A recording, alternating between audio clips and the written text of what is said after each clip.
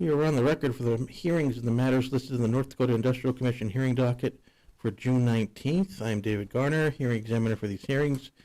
We are at the hearing room for the Department of Mineral Resources, Oil and Gas Division, and it is 9 a.m. On the docket, the following matters will be continued or dismissed. Case number 30964, dismissed. Case number 30977, continued to the July hearing. Administrative docket starts on page 2 with case number 30965 and goes through case number 30985. These cases will be heard in the next room with Michael Zisch. Audio recordings of the cases in the administrative docket will be placed on the Oil and Gas website by the end of the week. If you wish to appear in one of the matters on the administrative docket, please appear in the next room. If there is opposition to the matter, it will be brought back into the hearing room to be heard, and your statements and evidence will be taken. We'll begin with moving to case number 30961. Application of 5 States Operating Company, LLC, for an order amending the applicable orders for the Rocky Hill Madison Pool to 1. Extend the field outline to include the southwest quarter of Section 10, Township 138 North, Range 99 West, Stark County, North Dakota. 2. To establish a stand-up 480-acre spacing unit in the Rocky Hill Madison Pool consisting of the southwest quarter of Section 10 and the west half of Section 15, Township 138 North, Range 99 West, and authorize 1 horizontal well to be drilled on such unit, or 3, granting such other relief as may be appropriate. All interested parties, please come forward. Thank you, Mr. Examiner. Wade Mann, P.O. Box 2798, Bismarck, North Dakota, appearing in this case on behalf of 5 States Operating Company, LLC. I have one witness, Mr. Jeff Brem, who will testify, and he's on the line now. Mr. Brem.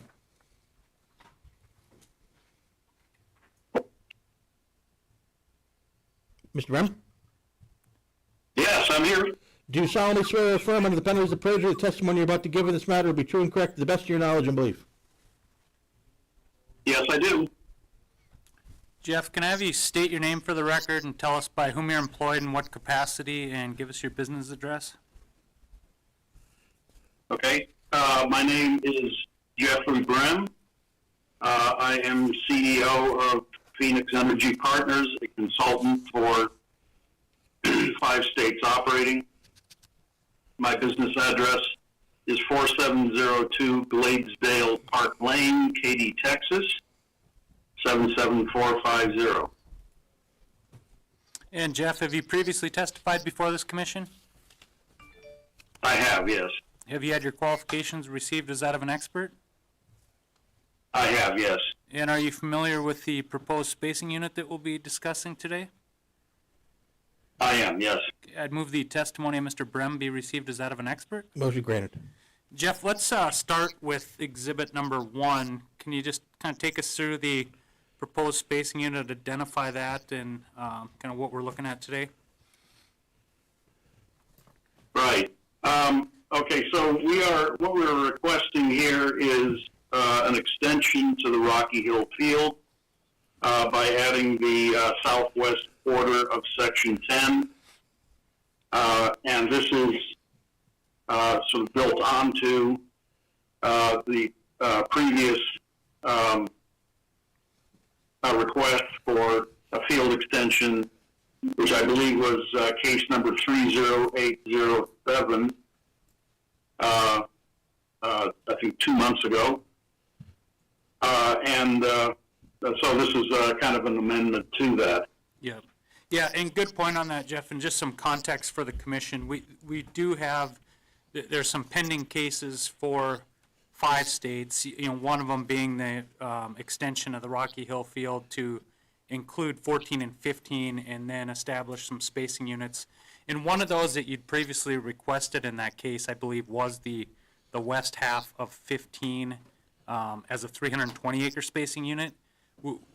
We're no longer requesting that, correct? Because what we're asking for now would, in essence, supplement that or kind of replace that, and now you're looking for the 480-acre spacing as opposed to that previously requested 320 for those lands. Let's move on then to exhibit number 2. Can I have you take us through your working interest in the proposed 480-acre spacing unit? That's right. We have a 100% working interest in both sections 15 and sections 10. And we are requesting a 480 acre spacing unit in the west half of section 15 and the southwest quarter of section 10. And it will have the same mineral owner in both parts. Okay. And let's move on to exhibit number 3. Can you take us through the structure underlying the proposed spacing unit? Right. This is a structure map at the top of the Freiberg Gamma marker in the Mission Canyon member of the Madison Formation. It shows kind of a gentle dip to the north and without any extreme structural features. And it's dipping at a rate of about 20 feet per mile, 25 feet per mile. Okay. And sorry, Jeff, just noticed we have a typo on our just case number identifier on this exhibit. It looks like we were kind of using that the map from the previous case that you discussed in 30807. That's right. Same structure, same area, correct? Yeah. Yeah. That is a typo. Yep. Sorry about that. Yep, no problem. Let's move on then to exhibit number 4. Can you take us through the net pay map? Right. This is the net pay map for the whole Freiberg porosity interval. The gross interval is approximately 70 feet thick, and this is the net pay map for that. This is using a 9% porosity cutoff and a less than 65% water saturation cutoff, and it shows a net pay thick to the south of the requested spacing unit, and which is thinning to the north. Okay. Then you've got your location of your cross-section identified on there as well. That's correct, yeah. Let's move on to exhibit number 5, and if you could take us through your cross-section. This is a cross-section between, as shown on the previous map, the Beaudoin State number 1 and the more recent Tessier 33-9. And it shows that the target interval, the lower B zone, as we reckon it, to be persistent throughout the area, and likely extending beyond the drilling unit that we're requesting. Okay. And then let's go on to exhibit number 6, and if I can have you tell us about how you would intend to develop the proposed spacing unit. Yeah, what we are intending for this enhanced 480-acre spacing unit is an extended lateral trident well, if you to use the term that's named on there. We have drilled 2 of these types of wells so far, and what we are intending to do here is to extend the laterals in each of the 3 laterals, extend the length of each of the 3 laterals by potentially a half a mile, so that we'll have a total lateral length in the proposed well of about 21,700 feet. Okay. And this will be all in the lower B zone target. Apart from the longer laterals, is there anything else unique with respect to, the other 2 wells you've already drilled in Rocky Hill Field, or, any of those other wells that you're proposing in Rocky Hill or Bull Creek? Unique in what way? Just anyway, I mean, it's essentially the same design, same well proposal, you're just looking at the longer laterals? Oh, yeah, that's correct. Okay. These will be open hole laterals, and they will be just an additional 2,640 feet each. Yeah. But the well design is the same. They're going to be all open hole, Yeah, and it's going to be using the same setbacks as have been previously granted for the Rocky Hill field, where we have 440 feet setbacks laterally and 400 feet at the north and south ends. okay. Then let's move on to Exhibit 7. Can I have you take us through the reservoir data and then the economics for this, the longer well that you're looking at developing? Right. So the net pay down in the lower right-hand corner in this area is, as I mentioned before, from the net pay map, is thicker and better quality. And the purpose of the enhanced length lateral that we are proposing is to get better economics. According to our calculations and observed rates from the previous wells, we think that we can achieve this enhanced length lateral for a relatively incremental well cost, as you see there, of $6 million. And this will have a PV20, discounted PV20 of 1.1 million, return on investment of 3.228x, internal rate of return of 29%, and a shorter payout of 3.15 years. And this is using an OpEx of $30,000 a month and a saltwater disposal cost of 25 cents a barrel, with a oil price assumption of $70 flat. Okay. And Jeff, in your opinion, if the commission were to approve this 480-acre spacing unit to allow for this longer trilateral well, would that, in your opinion, protect relative rights, prevent waste, and prevent the drilling of unnecessary wells? Yes, I do. I believe that. Okay. I have no further questions for Mr. Brem. I'd offer the exhibits. Exhibits are admitted. Any questions from the staff? Jeff, looking at your Exhibit 4, I guess, your net pay map, Yeah. is there a net pay, average net pay in a spacing unit that you wouldn't think would be an economic venture? Is there a cutoff you're looking for? The net pay in this area is relative. I mean, is persistent throughout the entire coverage of the map. There are no places where we have zero net pay. The zone, the target zone that we're going to be drilling is persistent throughout the entire area. And I don't believe that there is anywhere on this map area where we go to absolute zero net pay. So I guess to answer the question, no, I don't believe so. Have you looked at the overall area and kind of pieced together where you plan to put wells throughout the whole area you're looking to develop? Oh, yes.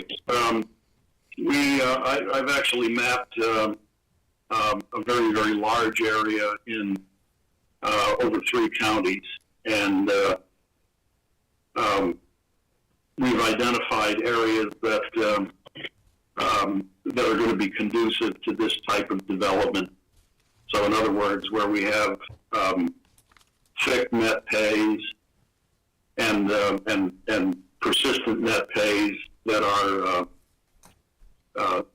that correlate from well to well over a very large area. So I've actually mapped a much bigger area than what you see on the map in Exhibit 4. Have you taken and kind of eyeballed where you're going to put your well bores and drawn them out on those maps? Yes, but for the purposes of the area where we currently have acreage, which you can see there in blue, yes, we have placed additional wells in this area, or planned additional wells in this area, and of course those will be future wells will be dependent on the performance of wells that we're planning for this year. Okay. Do you know what you've got? But we are planning on additional wells in the acreage area, and as well as wells that will infill. So, for example, in Exhibit 6, we are sort of jumping locations at the present time, but we are planning on going back in and filling those with additional Trident wells in the future. Okay. Do you know what your plans might look like for the northwest quarter of 10 at this time?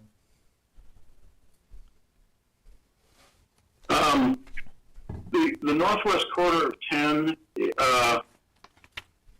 well, again, will depend on the results of the planned well in the 480.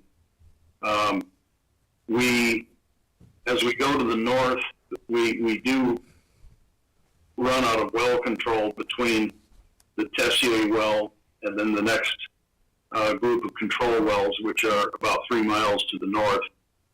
So that's a bit of an unknown at the moment. But we do, if we do see good results in the planned well, then yes, we will continue development to the north.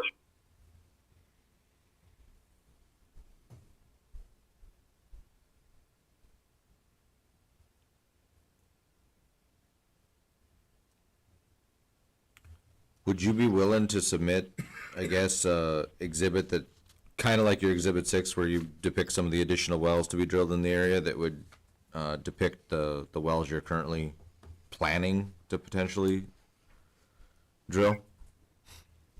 Kind of as an overall. Well,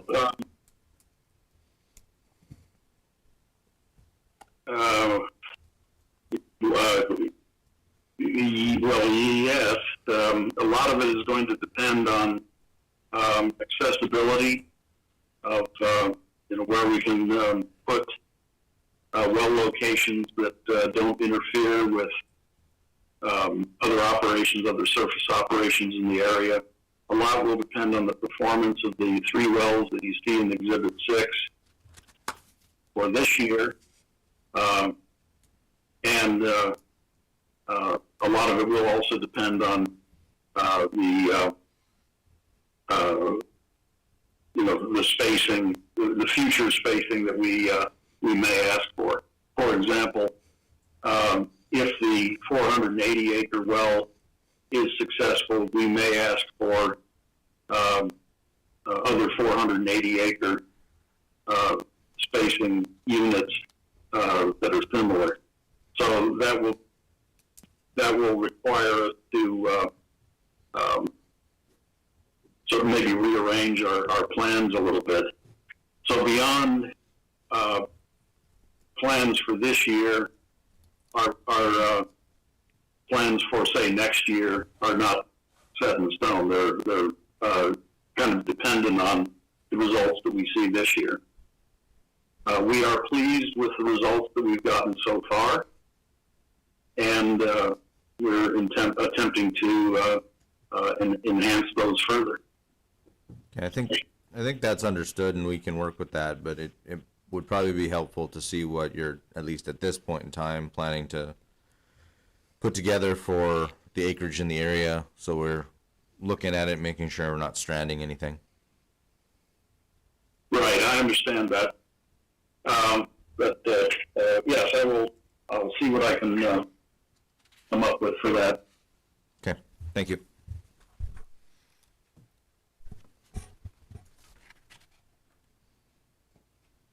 Jeff, is a stand-up orientation the only way that's being considered for this area? I mean, along Rich's questions there, for the north half of Section 10, could a laydown trident be done to fill in this acreage?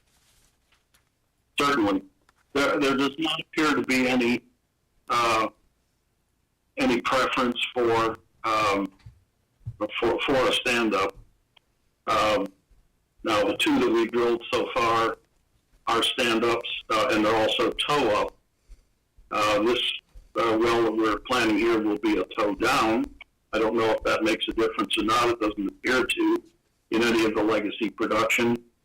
But we're kind of trying things here. But to answer your question, in terms of the reservoir itself and any structural trends, there does not seem to be any preference for a stand-up or a lay-down. So that would be a way to mitigate any acreage stranding. And as far as treatment goes, are these just being acidized? No, there's no treatment at all. Okay. Because of the fractured nature of the reservoir, that doesn't appear to be there doesn't appear to be any gain by fracturing or artificial fracturing or acidization. And depending on the performance of these stand-up 480, or at least this stand-up 480, is there any possibility of looking at a stand-up 640 in the future? Or is this the Possibly. limit? We've thought about that.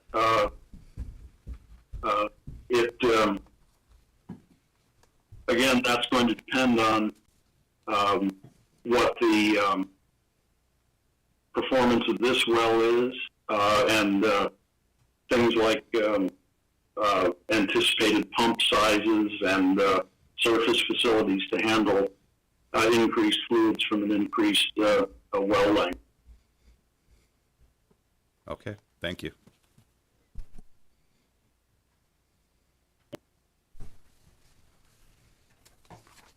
Jeff, we had the hearing in case 3807 recently. An order has not been issued in that case, but you're coming back with a different spacing unit now for part of those lands, along the lines of what Rich and Stephen had said.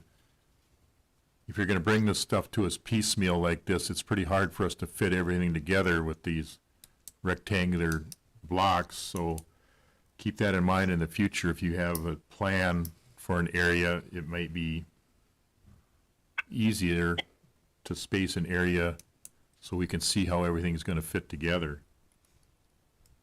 No, I understand that, and that's part of what we're working through right now for the additional acreage that that we currently have under lease, is to try to maximize the efficiency of the whole thing. In Wade, case 3807, it doesn't make any sense for us to issue a 320 for the west half of 15th, so I think it would be appropriate to incorporate the record from this case into that case so we don't issue that one. Yeah, absolutely, and, yep, that's appropriate. And it may be that we would just not even address that in, well, we would acknowledge it, we won't even address establishing that one in that Yep. case. Yep. So you incorporate the record. Okay, we'll incorporate the record then in those cases.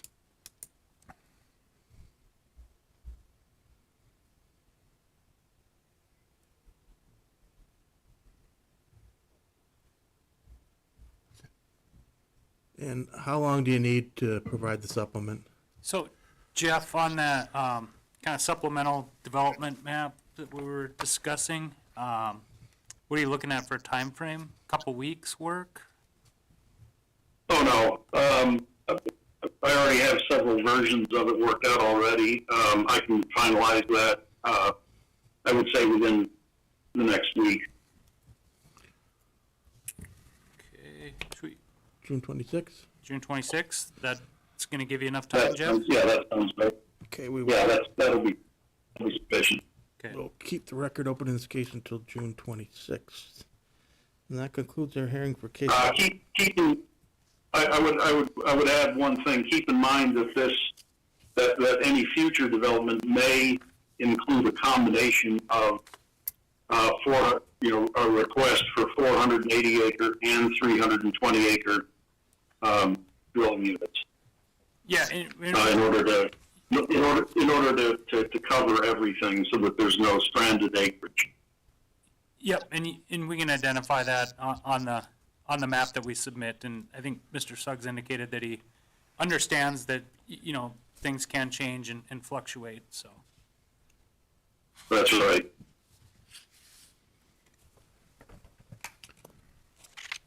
Okay. That concludes our hearing for case number 30961. Case number 30962, application of Hesbachen Investments 2 LLC for an order amending the applicable orders for the Raybachen Pool, Williams County, North Dakota, to 1, establish 3 overlapping stand-up 1920-acre spacing units described as sections 211 and 14, sections 22, 27, and 34, and sections 23, 26, and 35, Township 157 North, Range 97 West, and authorize 4 horizontal wells to be drilled on each such unit. 2, establish an overlapping stand-up 1920-acre space unit described as sections 3, 10, and 15, Township 157 North, Range 97 West, and authorize 5 horizontal wells to be drilled on such unit. 3, establish an overlapping 38, 40-acre spacing unit described as sections 22, 23, 26, 27, 34, and 35, Township 157 North, Range 97 West, and authorize 1 horizontal well to be drilled on such unit. And 4, granting such other relief as may be appropriate. All interested parties, please come forward. Thank you, Mr. Examiner. Wade Mann, P.O. Box 2798, Bismarck, North Dakota, appearing in this case on behalf of Hesbachen Investments 2 LLC. I'll be calling 3 witnesses, John DeWitt, Jacob Smith, and Carson Noble, and I need to call them now. Okay.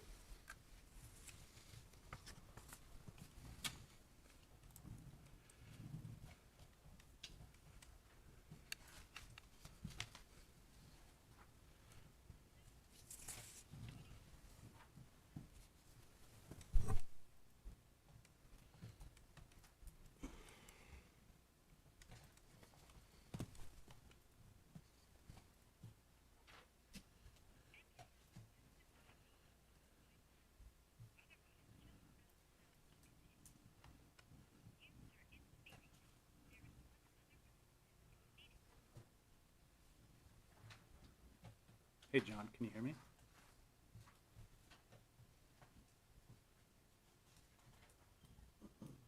Hello?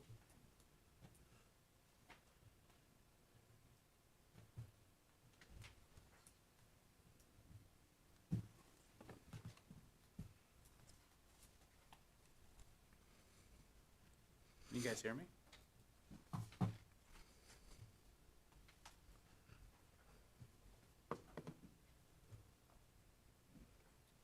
Try one more time.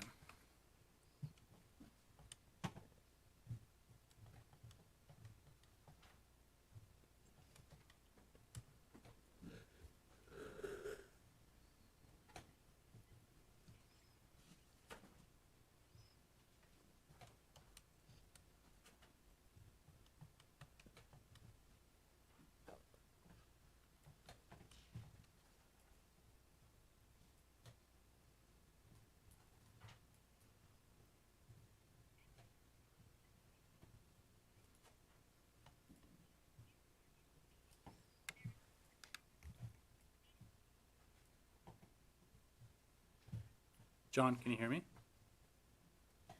All right. Yeah, I can hear you. We're live in the hearing room now. Good deal. Mr. DeWitt, Yes, sir. do you solemnly swear or affirm under the penalties of perjury the testimony you're about to give in this matter will be true and correct to the best of your knowledge and belief? I do. John, can I have you state your name, tell us by whom you're employed in what capacity, and give us your business address? Yes, my name is John DeWitt. I'm employed by Hess Corporation as a senior land negotiator with a business address of 1501 McKinney Street, Houston, Texas, 77010. And John, have you previously testified before the commission? I have. Have you had your qualifications received as that of an expert? I have. And are you familiar with the land matters associated with the proposed spacing units? I am. I'd move the testimony of Mr. DeWitt be received as that of an expert. Motion granted. And John, let's start with exhibit number 1, and can I have you identify each of the proposed spacing units we're discussing today? Yes, Exhibit 1 is a location map depicting Township 157 North, Range 97 West in Williams County. The blue outlines represent 6 existing 1280 stand-up DSUs, sections 2 and 11, 3 and 10, 14 and 23, 15 and 22, 26 and 35, and 27 and 34. The red dash outlines represent the 4 requested 1920 DSUs, being sections 2, 11, and 14, 3, 10, and 15, 22, 27, and 34, and 23, 26, and 35. And finally, the green dash outline represents the requested overlapping 3840 DSU, being sections 22, 23, 26, 27, 34, and 35. Okay. And then let's move on to the next exhibit, and if we can start going through what your working interest is in each of those proposed spacing units. Yes, Exhibit 2 is the land plat that shows the proposed 1920 spacing request in a black dash outline. In blue is the Hess-operated Go Quali DSU, where Hess's working interest is 67.62%, and the remaining owners with 32.38%. Shown in yellow is the Hess-operated Go Overbow DSU, where Hess's working interest is 40.93%, and the remaining owners with 59.07%. The combined working interest of the proposed Go Valley, Go Quali 3 Mile 157.97 0214 will be Hess with a 58.72% and the remaining owners with 41.28%. Okay. Let's move on to the working interest in the 22, 27, and 34 1920. Yes, for Exhibit 3, this is the land plat that shows the proposed 1920 spacing request in the black dash outline. In orange is the Hess-operated Go Johnson DSU, where Hess's working interest is 60.54%, and the remaining owners with 39.46%.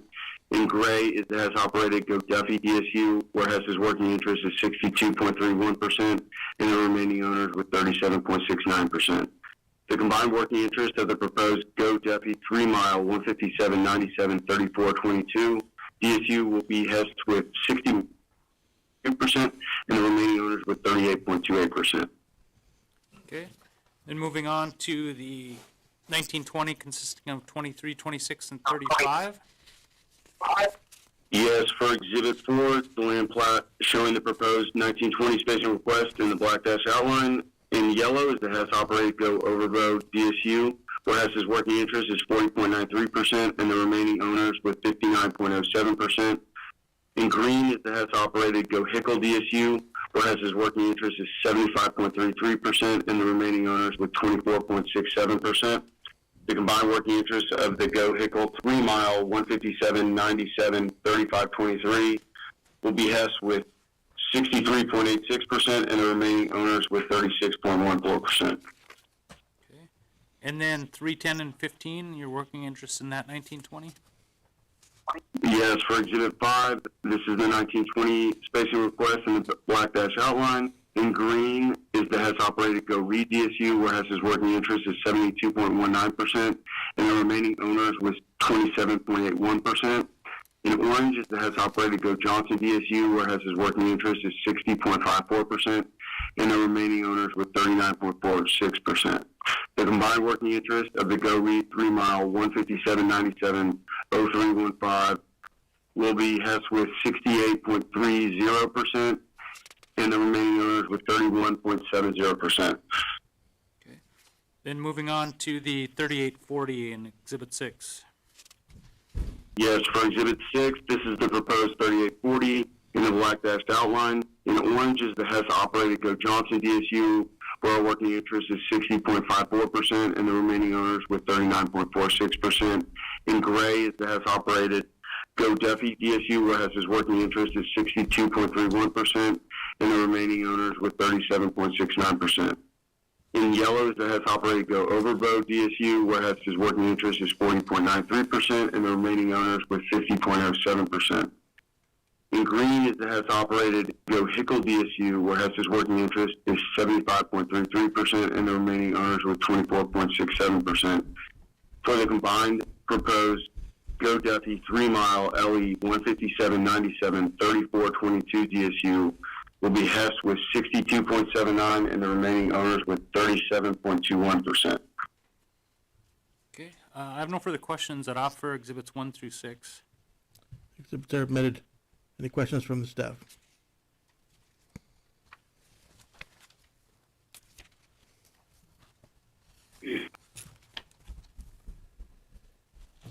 Mr. Smith, Yes, sir. do you solemnly swear or affirm under the penalties of perjury the testimony you're about to give in this matter will be true and correct to the best of your knowledge and belief? Yes, I do. Jacob, can I have you state your name and tell us by whom you're employed in what capacity and give us your business address? My name is Jacob Smith, employed by Hess Corporation as a geologist with a business address of 1501 McKinney Street, Houston, Texas, 77010. And Jacob, have you previously testified before the commission? I have. Have you had your qualifications received as that of an expert? Yes, sir. And are you familiar with the geology underlying the proposed spacing units? I am. Okay, I'd move the testimony of Mr. Smith be received as that of an expert. Motion granted. And Jacob, let's go to exhibit number 7. If you could take us through your structure map and describe the structure underlying the proposed spacing units. Yes, sir. This is a structure map on the Middle Bakken Formation with a contour interval of 50 feet, showing formation dipping to the southwest.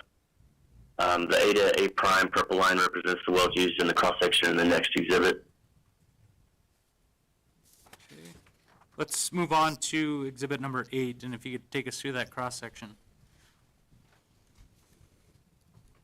Yep. So this is a cross-section flattened on the top of the Upper Bakken Shale, showing that our targeted formations are present and continuous. Okay, that's all the questions I have for Mr. Smith that offer exhibits 7 and 8. Exhibits are admitted. Any questions from the staff?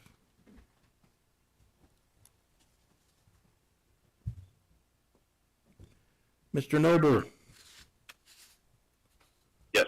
do you solemnly swear or affirm under the penalties of perjury the testimony you're about to give in this matter will be true and correct to the best of your knowledge and belief? Yes, I do. Carson, can I have you state your name, tell us by whom you're employed in what capacity, and give us your business address? Yeah, name is Carson Noble, employed by Hess Corporation as a reservoir engineer. Address is 1501 McKinney Street, Houston, Texas, 77010. Carson, have you previously testified before this commission? Yes, I have. And have you had your qualifications received as that of an expert? Yes. And are you familiar with the engineering matters associated with these proposed spacing units? I am. I would move the testimony of Mr. Noble be received as that of an expert. Motion granted. And Carson, let's go ahead and walk through how you intend to develop each of these 1920s, beginning with the one consisting of 22, 27, and 34. That's Exhibit 9. Yep. So Exhibit 9 shows the proposed 1920 development for sections 22, 27, and 34. Those dashed green lines shows the proposed 3-mile development plan from the pad denoted in blue. There's going to be a number of these. So at the end, there's one that shows kind of a collective area. Sure. Just stand by. Yep. Let's move on to the next one then. You've got reflected in Exhibit 10. Yep, so this is another 1920 for Exhibit 10. This one shows sections 23, 26, and 35. Same comments on the well sticks with dashed green lines along with the pad location in blue. Okay.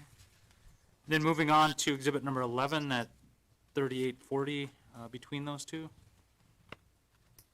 Right, this shows the 3840 for sections 22, 23, 26, 27, 34, and 35. That highlighted dashed green line in the middle there is the proposed 3-mile lease line well. Okay. Then let's move on to the next 1920, Exhibit 12. All right, so 12 shows the 1920 for sections 3, 10, and 15, going to be drilled from the north to the south. And then moving on to the last one, exhibit number 13. This 13 shows sections 2, 11, and 14, also drilled from the north to the south. Okay. And then moving on to exhibit number 14, can you summarize for us the reservoir data for these proposed spacing units and then the economics?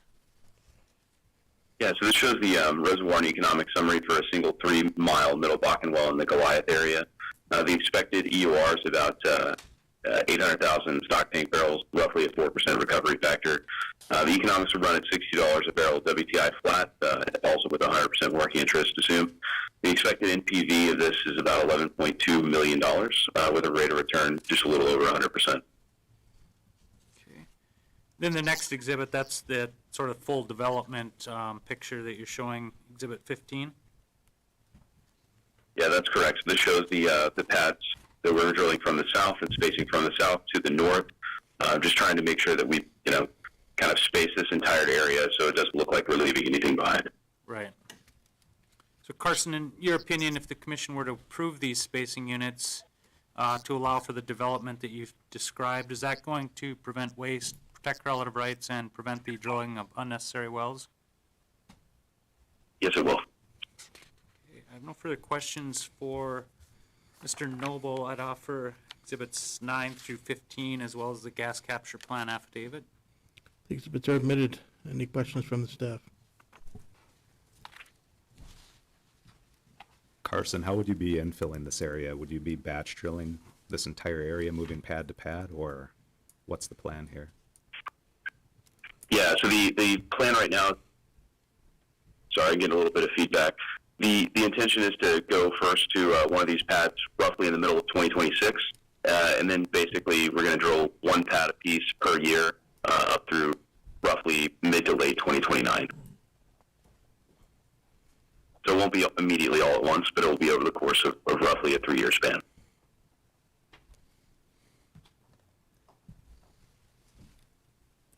And with that in mind, what would the timing be of that section line well on the southern unit? The section line, sorry, the first batch of wells.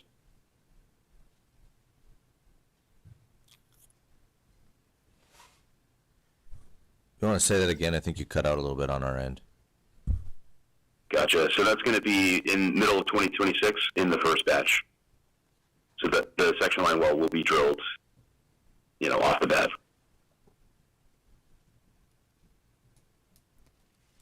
And is your differing inter well distance in this area just based on the existing 1280s? Exactly. It's based on the existing wells, what the existing well rated as. So that's the difference in spacing there. The range of spacing is roughly between 800 foot and 950 feet on average. And is that also the reason that there won't be a 3840 to the north? Correct. Kind of living with where the H1 wells were, initially drilled.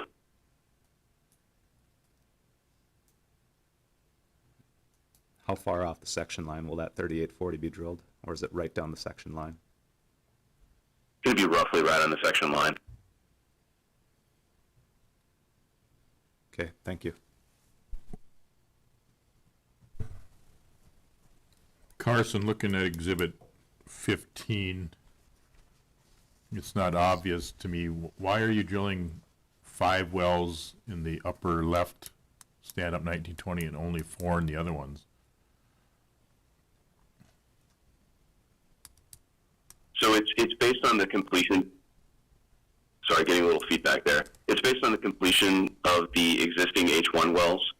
So some of the existing H1 wells had gotten a more intense completion and cumed more volume. So we're trying to give them a little bit of space for offset kind of depletion effects. So there is, some differences there. And to develop this acreage, why are you putting the pads at the far ends of these spacing units rather than in the middle and trying to consolidate everything? That's currently where all of our infrastructure is, all of our pipeline and midstream gathering infrastructure. So we're landing it where, all of our pipes currently sit. Okay, thank you.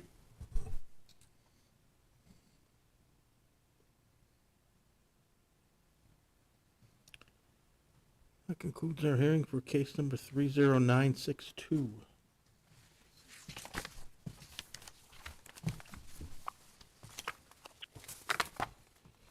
Case number 30963, application of Hesbachen Investments 2 LLC for an order amending the applicable orders for the Raybachen Pool, Williams County, North Dakota to 1. Establish an overlapping stand-up 1920 acre space unit described as sections 4, 9, and 16, Township 157 North, Range 97 West, and authorize 2 horizontal wells to be drilled in such unit. 2. Establish an overlapping stand-up 1920 acre space unit described as sections 21, 28, and 33, Township 157 North, Range 97 West, and authorize 3 horizontal wells to be drilled in such unit. 3. Establish 2 overlapping stand-up 1920 acre space units described as sections 5, 8, and 17, and sections 20, 29, and 32, Township 157 North, Range 97 West, and authorize 4 horizontal wells to be drilled on each such unit. 4. Establish 2 overlapping 38, 40 acre space units described as sections 4, 5, 8, 9, 16, and 17, and sections 20, 21, 28, 29, 32, and 33, Township 157 North, Range 97 West, and authorize 1 horizontal well to be drilled on each such unit. And 5, granting such other relief as may be appropriate. All interested parties, please come forward. Thank you, Mr. Examiner. Wade Mann, P.O. Box 2798, Bismarck, North Dakota, appearing in this case on behalf of Hesbachen Investments 2 LLC. I'll call the same 3 witnesses in this case. Just a reminder, they're still under oath. Okay. And John, let's start with exhibit number 1 on this case, and if I can have you identify each of the proposed spacing units you're requesting. Yes, Exhibit 1 is the location map depicting Township 157 North, Range 97 West in Williams County. The blue outlines represent the 6 existing 1280 DSUs, sections 4 and 9, 5 and 8, 16 and 21, 17 and 20, 28 and 33, and 29 and 32. The red dashed outlines represent the 4 requested 1920 DSUs, being sections 4, 9, and 15, 5, 8, and 17, 20, 29, and 32, and 20, 21, 28, and 33. The green dashed outlines represent the 2 requested 3840 DSUs, being sections 4, 5, 8, 9, 16, and 17, and 20, 21, 28, 29, 32, and 33. Okay. And then again, let's move on to starting with exhibit number 2 and walk through the working interest in each of those proposed spacing units. Yes, Exhibit 2 is a land plat showing the proposed 1920 spacing request in the black dashed outline. In gray is the Hess-operated GN Tom Gen DSU, where Hess's working interest is 31.45%, and the remaining owners with 68.55%. In blue is the Hess-operated Go State DSU, where Hess's working interest is 65.35%, and the remaining owners with 34.65%. The combined working interest of the proposed GN Tom Gen 3 mile 157.97.0416 will be Hess with 42.74% and the remaining owners with 57.26%. Okay. Let's move on to the next proposed 1920 exhibit 3. Exhibit 3 is a land plat showing the 1920 spacing request in the black dash outline. In blue is the Hess operated Go State DSU, where Hess's working interest is 65.35% and the remaining owners with 34.65%. In yellow is the Hess operated Go Hodenfield DSU, where Hess's working interest is 54.37% and the remaining owners with 45.63%. The combined working interest of the proposed Go Hoyt 3 mile 157.97.3321 will be Hess with 58.03% and the remaining owners with 41.97%. Okay. And the next one, exhibit 4. Exhibit 4 is the land plat showing the proposed 1920 spacing request in the black dash outline. In yellow is the Hess-operated Go Flatten DSU, where Hess's working interest is 75.73% and the remaining owners with 24.27%. In green is the Hess-operated Go Walt Lewis DSU, where Hess's working interest is 75.85% and the remaining owners with 24.15%. The combined working interest of the proposed Go Flatten 3-mile 157.97.0517 will be Hess with 75.77% and the remaining owners with 24.23%. And let's move on to the last of the 1920s, Exhibit 5. Exhibit 5 is the land plat showing the proposed 1920 spacing request in the black dash outline. In green is the Hess operated Go Walt Lewis DSU, where Hess's working interest is 75.85%, and the remaining owners with 24.15%.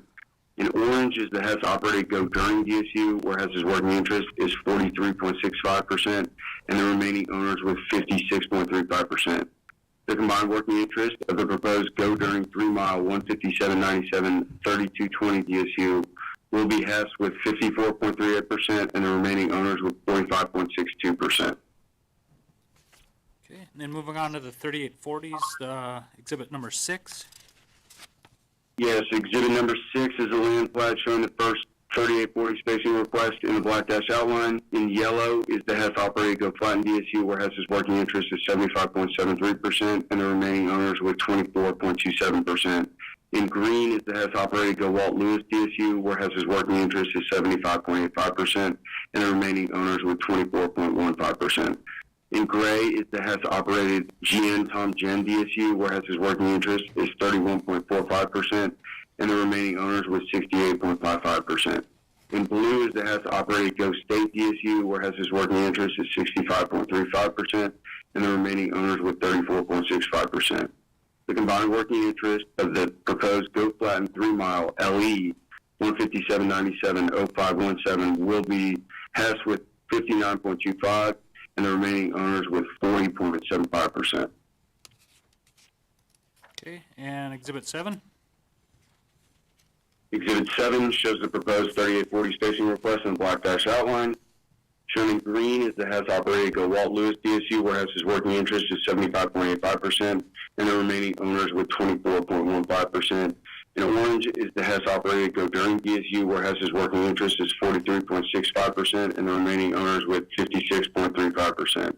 In blue is the Hess operated Go State DSU, where Hess's working interest is 65.35% and the remaining owners with 34.65%. In yellow is the Hess operated Go Homefield DSU, where Hess's working interest is 54.37 and the remaining owners with 45.63%. The combined working interest of the proposed Go During 3-mile LE 157.97.3220 DSU will be Hess with 56.20 and the remaining owners with 43.80%. Okay, I have no further questions for Mr. DeWitt. I'd offer the land exhibits 1 through 7. Exhibits are admitted. Any questions from the staff?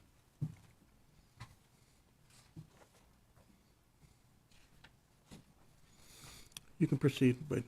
Okay, Jacob, let's go ahead and start with exhibit number 8, and if I can have you take us through the structure map and structure underlying the proposed spacing units.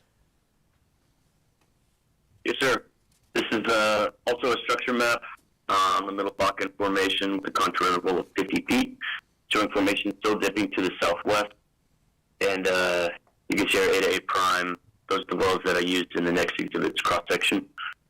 Okay, and Jacob, we're just directly to the west and adjacent to those previous spacing units in the last case, correct? So this is essentially the same cross-section? Precisely. I'll just run through that real quick with us. Yep. So yeah, it's the same cross-section as the last one. This is flattened on the top of the Upper Bakken Shale, showing our targeted formations are present continuous through our area. Okay, no further questions. I'd offer exhibits 8 and 9. Exhibits are admitted. Any questions from the staff?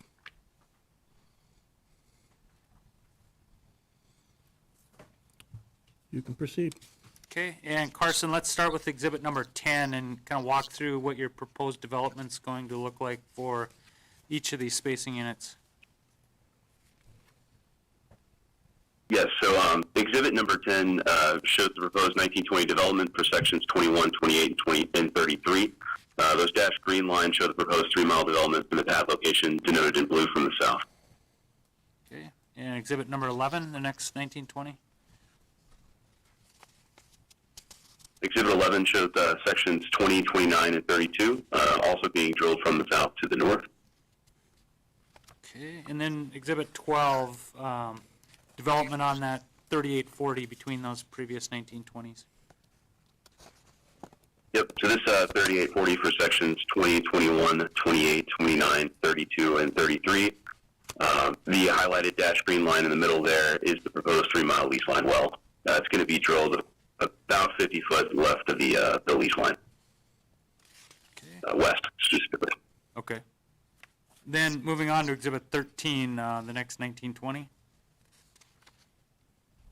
Yeah, this shows the 1920 development for sections 5, 8, and 17. The wells being drilled from the north to the south. And Exhibit 14, the next 1920. Yeah, so this 1920 shows sections 4, 9, and 16. You can see right there is a 2-mile well that'll still be in there, drilled in that spacing unit. That's just because the existing wells that are already out there. So it's the best way to kind of prevent waste. Okay. And then the Exhibit 15, that 3840, for the lease line between those two previously described 1920s. Yep, so this is the lease line wells right there in the center. All of these wells, again, being drilled from the north to the south. Okay, and again, let's move on to the reservoir data and for the proposed spacing units and the economics. Yeah, so Exhibit 16 shows that reservoir and economic summary for a single 3-mile middle Bakken well in the Goliath area. Expected EOR is just a little over 800,000 barrels with a roughly 4% recovery factor. Econs run at $62 a barrel, WTI flat, 100% working interest. Expected NPV of this one, 11.2 million with a rate of return just a little over 100%. Okay, and then Exhibit 17, is that your sort of full plan of development for each of these spacing units? Correct. This is kind of the zoomed out view. It shows the spacing and kind of collectively how we would develop this area. Okay. And Carson, again on these, if the commission were to approve each of these spacing units to allow for that development, in your opinion, would that prevent waste, protect relative rights, and prevent the drilling of unnecessary wells? Yes, it would. Okay, I have no further questions. I'd offer Exhibits 10 through 15, or 17, excuse me, and the gas capture plan affidavit.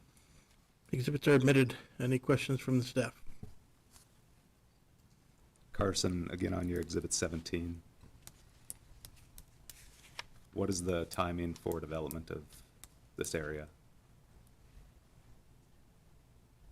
Yeah, so similar to the last, sorry, getting a little bit of feedback. Similar to the last exhibit, the first well will be drilled in March of 2026, and the final well will be in middle of 2029.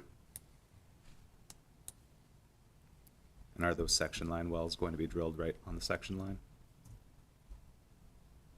I believe the one to the south is about 25 to 50 foot west of the section line. The one to the north, from the north to the south, will be drilled exactly on the section line.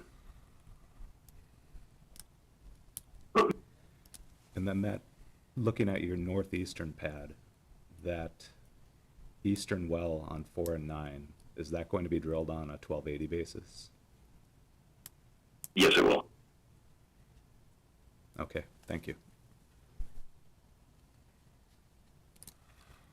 Carson, again, your interlateral distance here, I assume is that 800 to 950 feet? Yes, that's correct.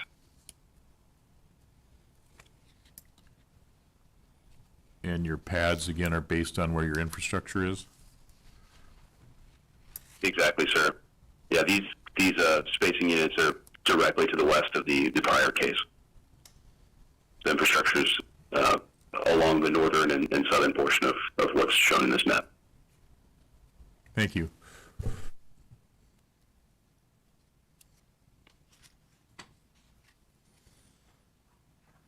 That concludes our hearing for case number 30963.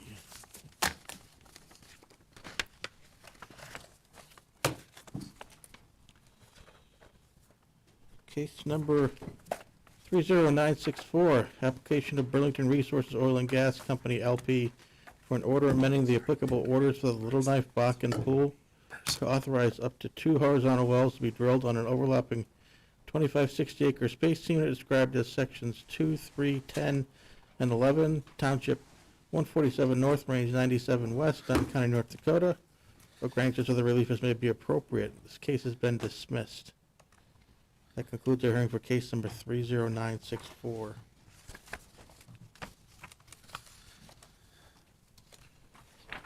Moving to the supplement. Case number 30797, application of Mirex Petroleum Corp. for an order amending the applicable orders for the Sand Rocks and/or Poe Bakken pools to establish 2 overlapping 2560 acre spacing units described as sections 25, 26, 35, and 36, and sections 26, 27, 34, and 35, Township 151 North, Range 100 West, Hey guys, you there? Mackenzie County, North Dakota, and authorize Okay, I'm gonna put. 1 horizontal well to be drilled on each such unit or granting such other relief as may be appropriate. All interested parties, please come forward. Thank you. Jake Hosman with Beatty and Wozniak out of Sheridan, Wyoming for Murex Petroleum Corporation. Address is 841 Broadway Street, Suite 206, Sheridan, Wyoming, 82801.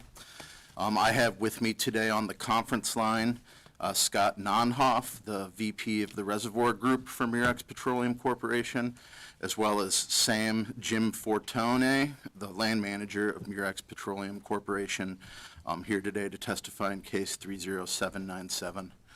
Before I get started, I just want to make sure, Scott and Sam, can you hear me okay?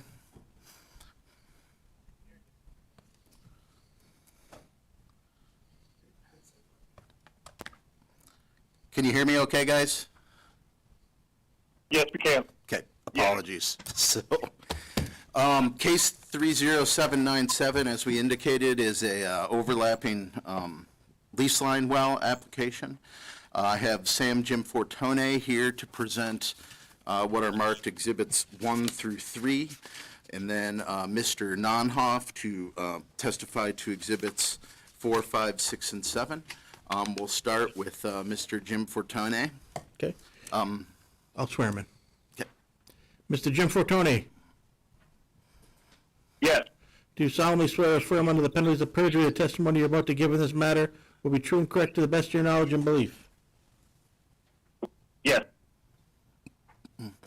Thank you, Sam. Can you please state your name, employer, and address for the record?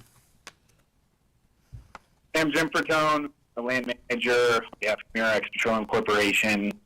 The address is 363 North Sam Houston Parkway East, Suite 200, Houston, Texas, 77060. Thank you. And have you previously testified in front of this commission? Yes. And are you familiar with the spacing units we are discussing today?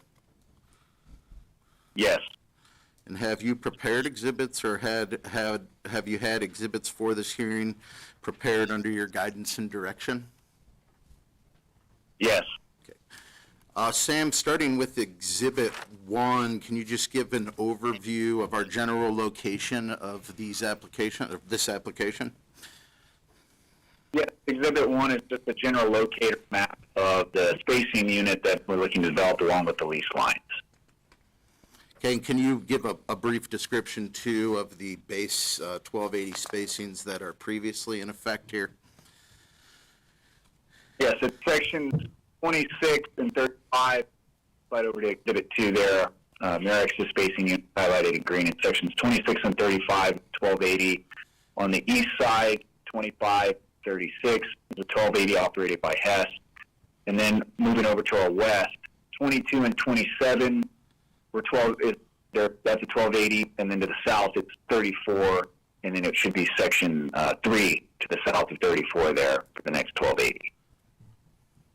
Okay, and in using exhibit number 2, could you please discuss the locations of the proposed wells as well as Murex's plans for the acreage? Yes, so for this particular case, it's just one lease line well for the west and the east side of that spacing unit. And does Murex have additional plans to drill additional wells within the base 1280 and 26 and 35? Yes. Using Exhibit 3, can you please discuss the ownership of our base units along with our proposed lease line 2560s? Yes, so as far as our ownership goes, just starting with the top left there, that shows Murex's ownership, near 91% working interest, and then the remaining partners in there. And as you move down, I've got the ownership that we were able to identify as best possible in the records, as far as the spacing units that are adjacent to Murex's. Great. And could you please run through the specifics of our lease line spacing ownership? Yes, so starting on the west, Murex's ownership will be 45.4%, and then Elon Minerals, an internal partner, 1.24%, Clausen, the remaining partners there, with Grayson Mill being the next largest owner at 33.92% on the west. And then again, moving over to the east, Murex will be at 45.54%, Elon 1.24%, and then the next largest in there is going to be Hess and it's SM Energy. Okay. And based on your testimony and your knowledge of the area, do you believe this application will prevent waste and protect correlative rights along with prevent the drilling of unnecessary wells? Yes. I have no further questions for Mr. Jim Fortone and would tender Exhibits 1 through 3 to the record. The exhibits are admitted. Any questions from the staff? Sam, currently sections 22, 23, 26, and 27 are lease line 2560. Are you requesting that that spacing unit be terminated?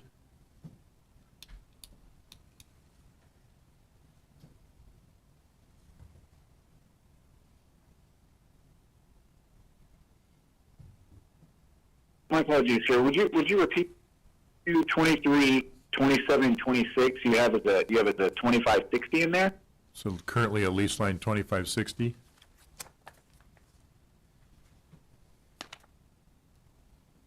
Right here, Chris? Well,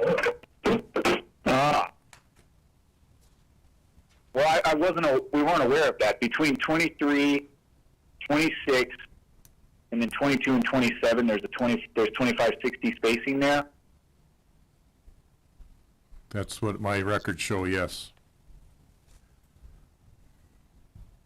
We were not aware of that. That's new to me.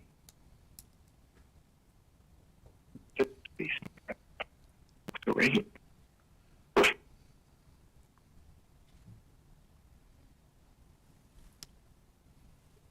Have you had any contacts with Grayson Mill concerning this application? Yes, but the 2560 spacing here, it was not discussed. It was the setup for the spacing that we're discussing now between 26, 27, 34, and 35.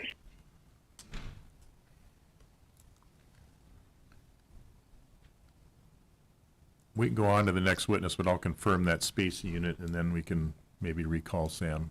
Sounds good. Any additional questions for Mr. Jim Fortone? We'll move on to Mr. Nonhoff. Mr. Nonhoff, Mr. Nonhoff, can you please state your name, employer, and address for the record? well, let me swear him in. Okay, my apologies. That's okay. Do you solemnly swear or affirm under the penalties of perjury the testimony you're about to give in this matter will be true and correct to the best of your knowledge and belief? Yes. Mr. Nonhoff, can you please state your name, employer, and address for the record? My name is Scott Nonhoff. I'm the Vice President of Reservoir Engineering for Murex Petroleum Corporation, 363 North Sam Houston Parkway, Suite 200, Houston, Texas, 77060. And have you previously testified in front of this commission? I have. And are you familiar with the spacing units we are discussing today? I am. And have you prepared exhibits, or have you caused exhibits for this hearing to be prepared under your guidance and direction? Yes. Mr. Nonhoff, beginning with Exhibit 4, could you please discuss the structure here of our proposed applications? Exhibit 4 shows the Bakken structure at the base of the first Bakken shale, gently east dip across the area under discussion. And could you continue with Exhibit 5 in your cross-section map? So Exhibit 5 shows a north-south cross-section line and a west-east cross-section line across the two 2560s in question. Exhibit 5 then flows into Exhibit 6 and 7.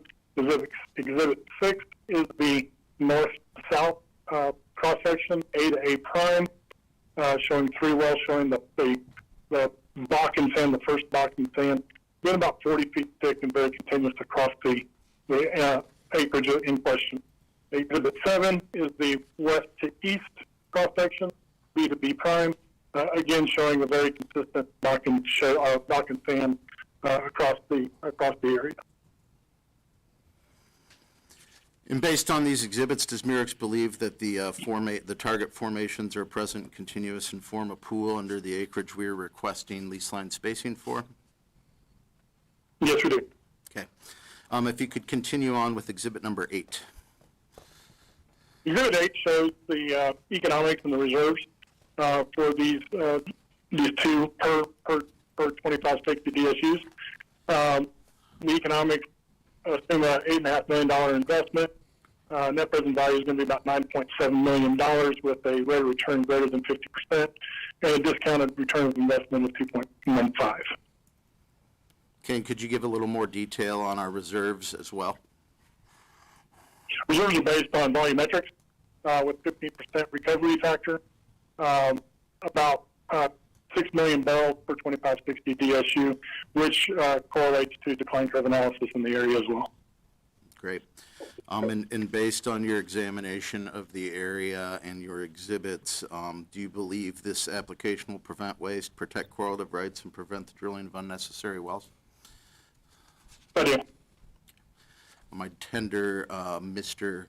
Nonhoff as an expert, and Exhibits 4 through 8, along with Exhibit 9, which is the gas capture plan affidavit. Okay, motion's granted and the exhibits are admitted. Any questions from the staff? Scott, on Exhibit 4, does Murex plan on? Yes, sir. Does Murex plan on drilling the wells on the lease line or offset some distance as depicted here? We've depicted it as offset by 200 feet. We believe we're more likely going to drill right on the lead. Okay. And what is the target for those wells? It is the first middle box.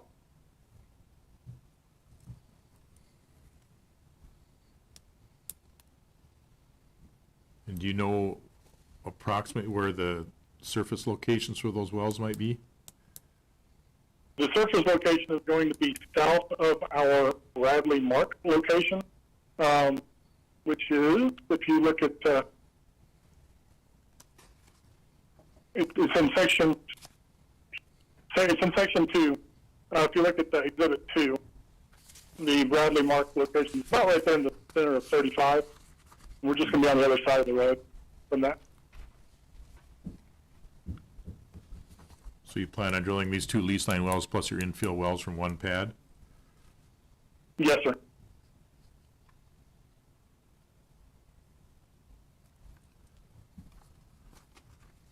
That's all the questions I have for Scott. If I have a question, or Sam, I did confirm that existence of that spacing unit. Yeah. So the question I would have is, if your application is granted and that other 2560 is terminated, what's going to happen to the lease line between sections 22 and 23?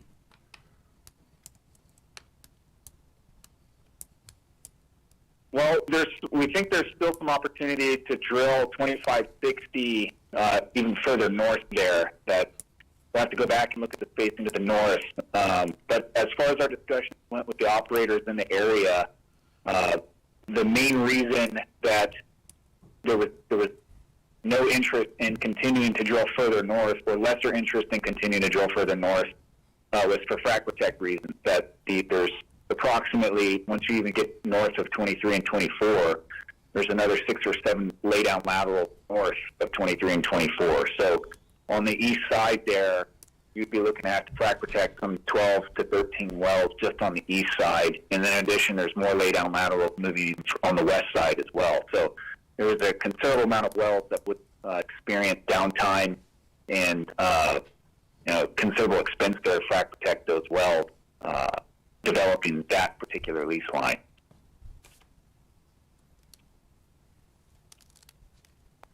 And the operator there to the north is Cord Energy. We had that discussion with Cord and Grayson Mill. Okay, if you could memorialize that in a discussion item and submit it,